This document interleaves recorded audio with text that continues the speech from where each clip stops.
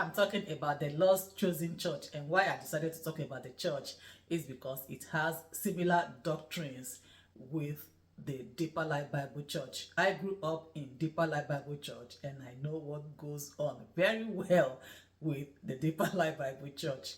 Remember that I shared my story on this page about how my husband came then a very long time ago, and the church, they were asking me whether I had dreamt or whether I didn't dream and all that, and I said I didn't dream concerning my husband. God didn't reveal anything to me concerning him. I love him. Then they said love was not enough and I was confused.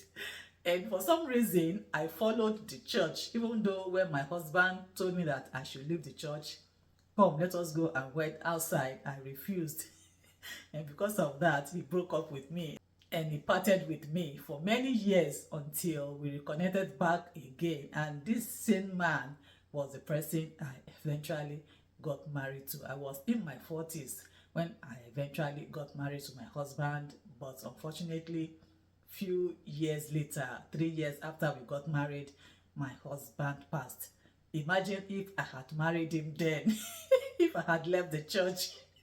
I didn't have the minds to leave the church then, because I remember some sisters in the church that actually left the church when the marriage committee started giving them problems about the husbands that came for them, because the husbands that came for them then, they were not members of the Deeper Life Bible Church. And I want to believe that it was because my husband was not a member of the Deeper Life Bible Church. That was why they did that to me. But eventually we got married. But unfortunately, 3 years later, my husband passed. You can imagine if I had married him then, I'm sure probably the story would have been different today. But that is it, by the way. Today, it is for the Lord's chosen. Now, I saw video clips of the pastor's son, that is the founder of the church. That is Pastor Umoka. One of his sons got wedded. Pastor Umoka is the founder of the Lord's chosen. I saw some of their wedding pictures and videos and I said, wow. So the doctrines of the church and the doctrines of the Bible is not meant for the pastor's children. It is only meant for the ordinary members. You need to see the members when they are doing their wedding, the ladies especially. And I'm concentrating on the ladies because it is like the rules and regulations of the church and the doctrines of the church, they are only meant for the sisters and not for the brothers.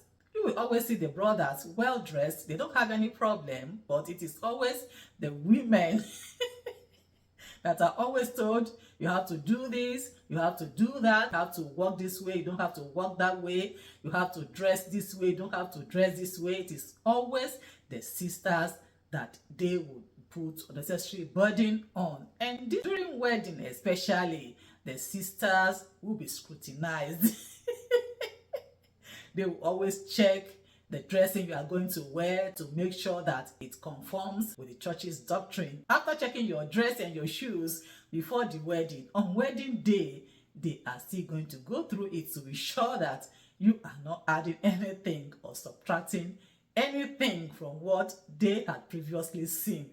That was how bad it was. And I've seen cases where the marriage committee will have to tell the sister, this particular shoe is not good. You are not going to use it for that wedding. And the sister will have to go get another shoe. Or they will tell you that this dress that you have sewn is not good. You have to go and sew another one. And the sisters will have to obey. If not, the marriage will be cancelled. Now, when Pastor Kumuyi's son wedded a few years ago, you can see the picture. Compare the picture of Pastor Kumuyi's son, the wife, and another member of the church. Compare the two pictures. You are going to see that there is a great disparity between the two. The wife of the son, that is the son of the pastor, the wife of the son, you can see the way she was dressed. She had makeup on, she was wearing an earring, and she also wore a beautiful wedding dress, and her hair was well made. Compare her to the other lady, to the other member of the church. You can see how she was dressed. That is how an average sister in Deeper Life Bible Church dresses when they are wedding.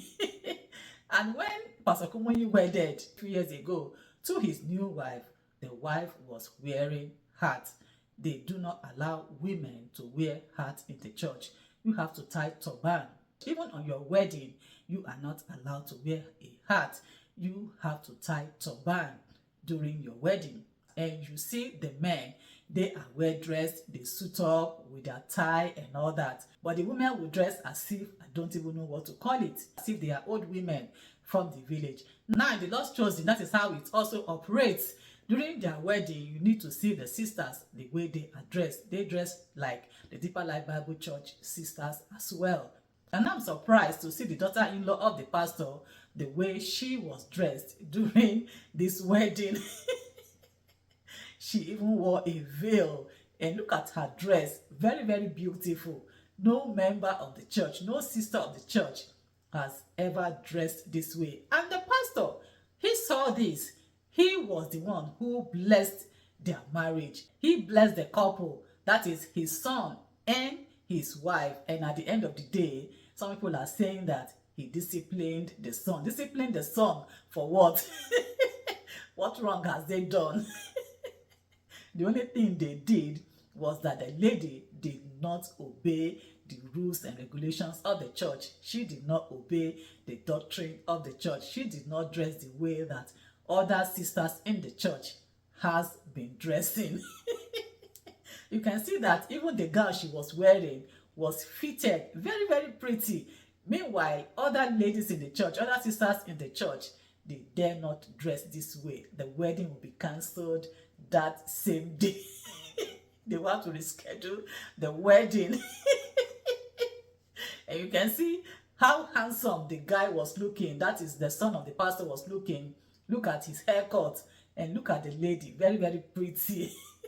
And somebody was saying that, oh, she looks pretty.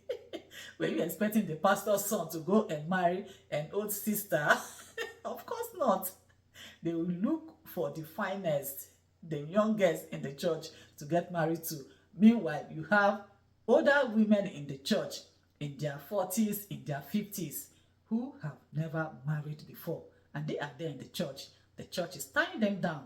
When they see brothers from outside of the church who want to marry them, they will not want to marry these brothers, or the church will frustrate them until they will give up marrying these brothers from outside of the church. They expect them to marry from inside the church. Meanwhile, the brothers in the church, in these churches, they go outside of the church to bring in ladies, to bring in sisters from outside into the church. Meanwhile, sisters are there in the church. The brothers are not getting married to them. They are getting older every day. At the end of the day, nobody marries them. It almost happened to me. Not until when I left the church did I get married.